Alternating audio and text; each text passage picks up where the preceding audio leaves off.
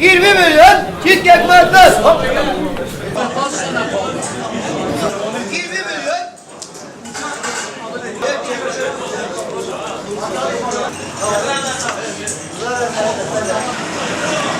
Beni de çekin abi.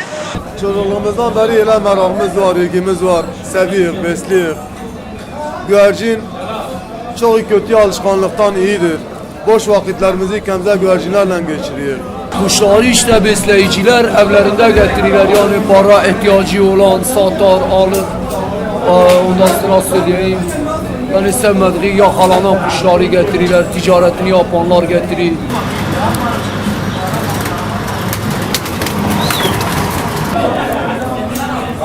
Yine biz Diyarbakır'da oyun kuşu dediğimiz kuşların yarışmasını düzenliyoruz.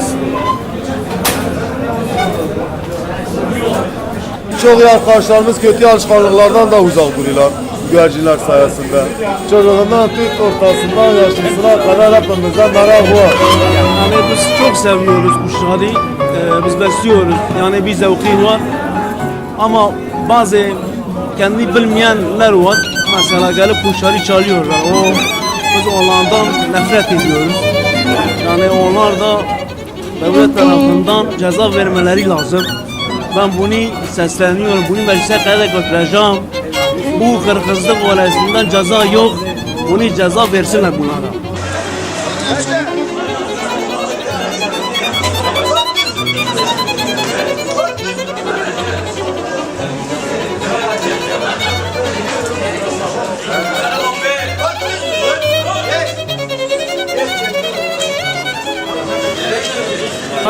Bu pazarda herkes bütçesine göre kuş alıyor.